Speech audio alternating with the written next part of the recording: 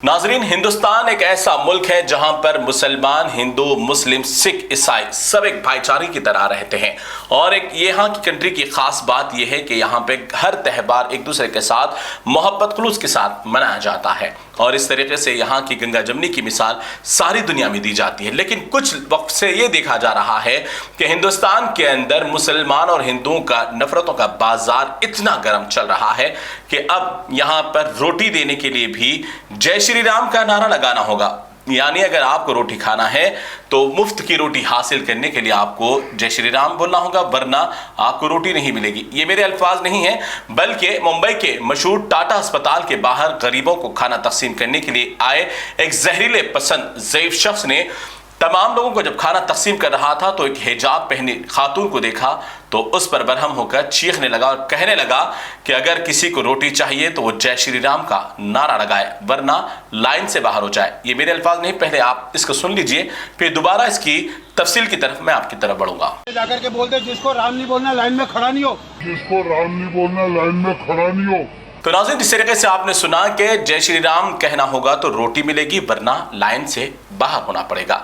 इस तरीके से भेदभाव करते हुए अपने भगवान का नारा लगाने पर ये रोटी शख्स दे रहा है।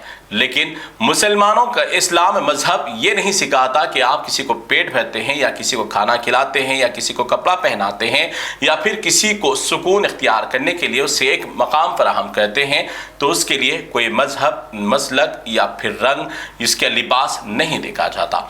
एक और शख्स से आपका तारुफ कराते हैं कि हैदराबाद के मशहूर इलाके बारकस की मशहूर मारूफ शख्सियतों में एक नाम जनाब हाफिज महमूद कुरैशी हैं।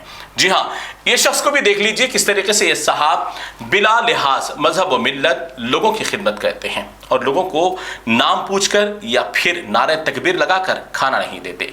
जनाब महमूद कुरैशी आए दिन कई अस्पतालों के बाहर जरूरतमंदों को खाना तकसीम मुफ्त में करते हैं। ना ही किसी को कलमा पढ़ने के लिए जोर देते हैं और ना ही किसी को अपना नाम बताने के लिए, ना ही किसी का लिबास देकर एक खाना खिलाते हैं, बल्कि बेदरीग होकर और अपने साफ अपने मन से ये खाना खिलाते हैं और लोगों को भी ये मैसेज देते हैं कि आप आपस में भेदभाव ना करें, बल्कि ज़रूरतमंद का पेट भरें, ज़रूरतमंद की ज़रूरत पूरी करें।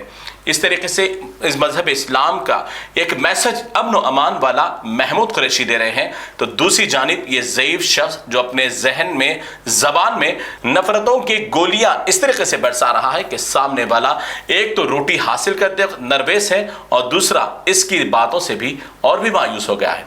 तो क्या अब हिंदुस्तान में अगर आपको मुफ्त की रोटी खाना हो तो क्या किसी के भी मजहब के भगवान का नाम लेना होगा? नहीं, बल्कि किसी को भी अगर रोटी आप खिलाना चाहते हैं तो उसके मजहब, मसलक या कपड़े को देखकर नहीं, बल्कि उसकी ज़रूरत के हिसाब से उसका पेट भरें।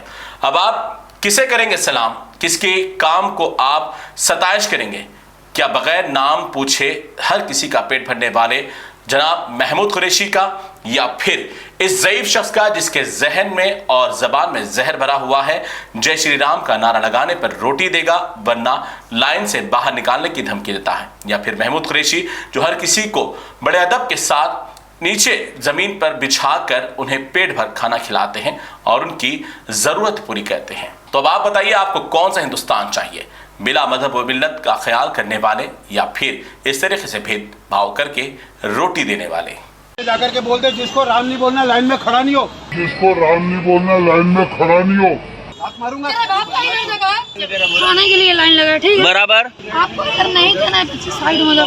जय श्री राम बोलना तो दूंगा, नहीं तो नहीं दूंगा। जय श्री राम बोलना तो दूंगा, नहीं दूंगा। ओके, ऐसा बोले उन्होंने। ऐसा बोले उन्होंने, जब नहीं बात कैंसर का मरीज है बच्चा, मासूम बच्चा जो है कैंसर का मरीज है, कैंसर हॉस्पिटल में। मासूमों का ख्याल रखो मेरे भाई।